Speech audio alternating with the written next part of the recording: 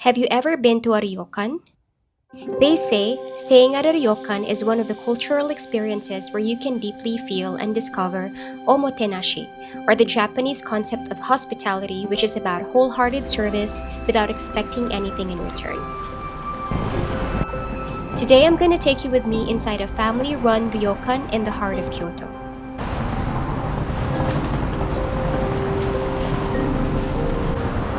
This is Hokkaikan Ohanabo, and we're staying here for the night. This ryokan is located in Shimogi Ward and is less than 10 minutes away from Kyoto Station by foot and also 5 minutes away from Kyoto Tower by foot. It's right in front of Higashi Honganji Temple. Its structure is a machiya, or a traditional Japanese townhouse. Oh, thank you! Konnichiwa! Three staff warmly greeted us as we stepped on the genkan. And concerned to see us almost dripping in rainwater, all three of them came rushing towards us and gave us towels so we can wipe ourselves dry. Then, they went on to wipe our bags and luggage. When things settled down, that's the only time they checked if we have a booking. A few moments later, I saw them carry all our stuff all the way to our room at the third floor. Ryokans were established to cater to travelers back in the days, offering a place to rest and eat in between the long journey. A few types of ryokan have emerged throughout the years, such as the hotel type, which offers modern amenities and looks like a regular hotel from the outside. And there's the luxury ryokan, featuring a top-notch inn, but comes with a hefty price tag.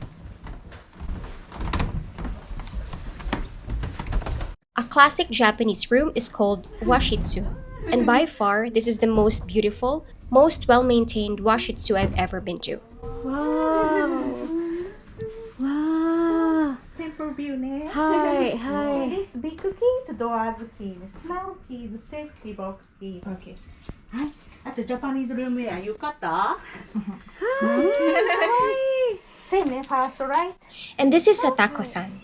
For me, she's Ohanabo's sweetest staff. She's briefing us on where to find things in a room and how to put on the yukata.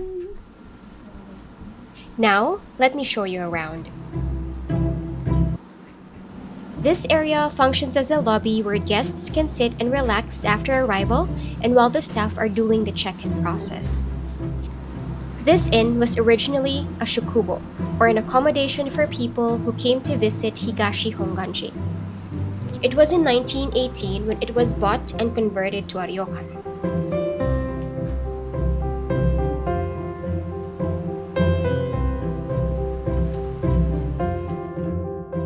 This is the first signboard that was ever hung on the ryokan's facade more than 100 years ago.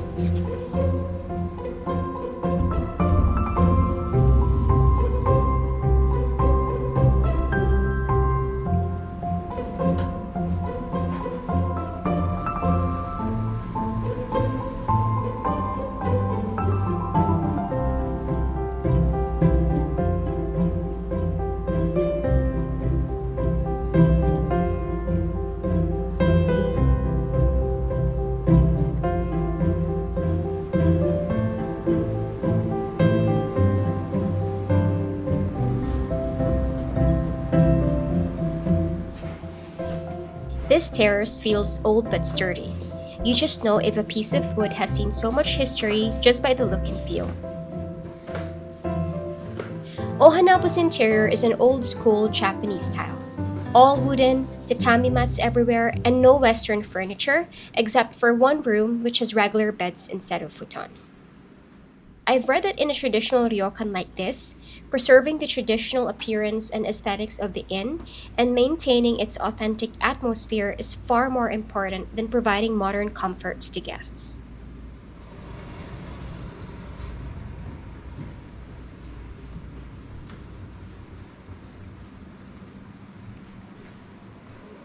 A ryokan has certain important features: tatami floors, yukata, futon beddings, indoor or outdoor baths, a kaiseki meal, and a traditional Japanese breakfast.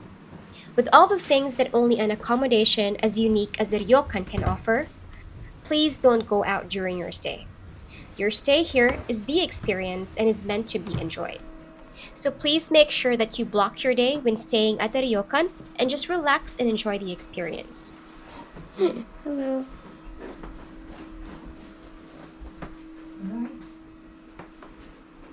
Good night.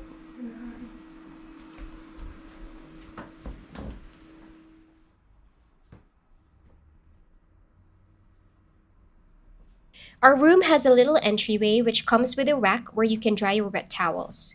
Then there's another small room where the other amenities such as a small fridge, kettle, tea set, and a tray of toiletries and yukata can be found.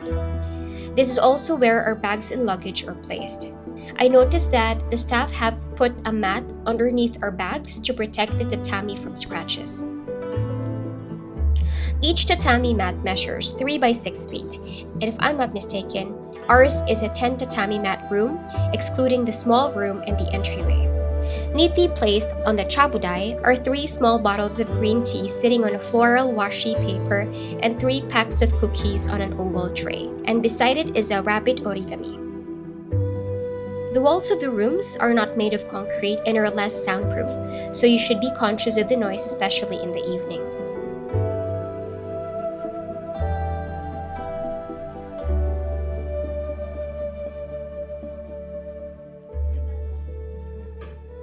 Let's look at our tray of goodies. We have 3 belts for our yukata, 3 pieces of hanten, which is a coat you put on the yukata when it's cold, and 6 yukata in colorful floral prints. 1, 2, 3. Apart from the body towels, we also have 3 small towels which you can use while in the bath. This box is for toiletries and skincare products. And this small card right here says that most of these amenities are made of natural materials. Anyway, we've also got toothpaste papers which I've never seen before, a clean set which includes your usual cotton pads and buds, a razor, and this cosmetic set from Mikimoto to pamper your skin during your stay. There's also a body sponge and bamboo toothbrush.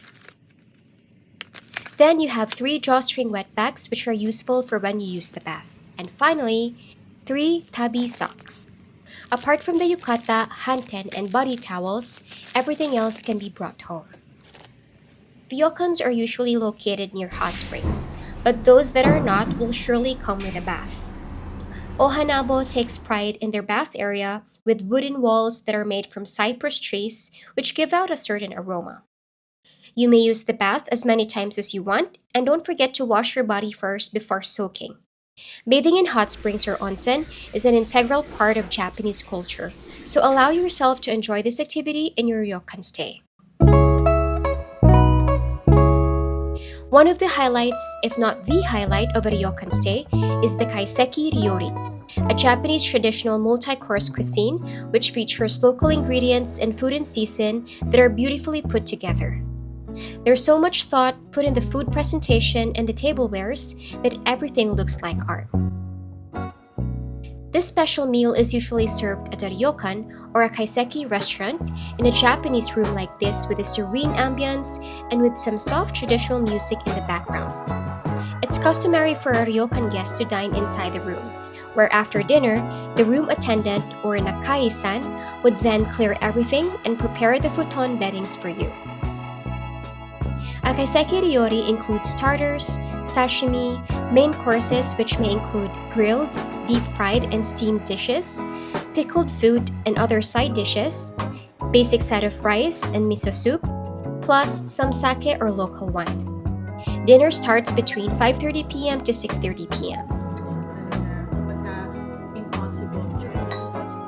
One tip for you, please don't do last-minute cancellation or changes. A kaiseki meal or even a traditional Japanese breakfast takes a lot of preparation. If you didn't include dinner in your booking and change your mind later on, please advise the staff in advance. For a better experience, I suggest that you soak in the bath first, then change to a yukata before dinner time. May nabasa ko sa ako na ganun eh. Perhaps one of the things you will mostly remember about staying here are the lovely staff who seem to be always looking out for you. Like early today when they put my shoes on the shoe dryer without me asking for it, or when they gave my friend, who had a swollen feet, a hot pack. And when they offered to sell me a bead pillow they have in stock after telling them that I've been wanting to buy one but probably won't have the time to do so. Ayako-san, Ohanabo's owner, and also the Okami-san would also personally visit us during mealtime to check if we've been enjoying the food or our stay. There doesn't seem to be a task too difficult for them to do, or a time so hectic that they can't pay you attention or have a quick chat with you. Apart from the uniqueness of a ryokan stay, I truly think that the service provided to you here is what makes a ryokan incredibly appealing and special.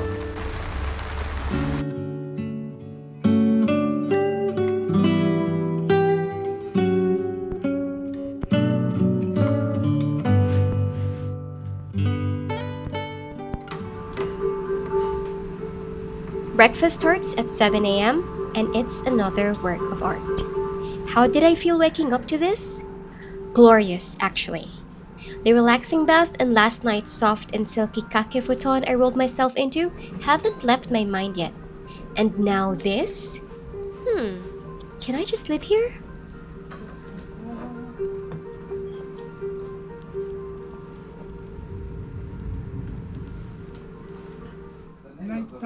At the ryokan, the rate is charged per person, not per room. And staying here is not cheap. But I believe that budget traveling is never about going after cheap stuff. It's about being flexible to make adjustments on some other aspects of your travel so you can afford and prioritize activities that you like to do the most. To be able to afford to stay here, for example, my friends and I had to let go of Universal Studios and Tokyo Skytree and book capsule hotels for the most part of our trip, just so we can stay within our budget. So, how much did we spend for this experience? Our total booking cost is 84,600 yen or 28,200 yen per person. This is equivalent to 10,500 pesos or 180 US dollars per person. This already includes the 600 yen accommodation tax, which is a Kyoto policy. We booked on booking.com and this rate is a little discounted because it's categorized as non-refundable. And as you know, non-refundable bookings are usually cheap because you're taking a risk. Considering the Kaiseki meal that's included and which can cost between 5,000 to more than 10,000 yen at a Kaiseki restaurant, this rate is very much reasonable in my opinion. Do I think this experience is worth it? Am I looking forward to staying at a ryokan again in the future? Absolutely. I hope this video has encouraged you to try a ryokan experience. Do you enjoy Kyoto? Yes, super. Time is not enough. I know.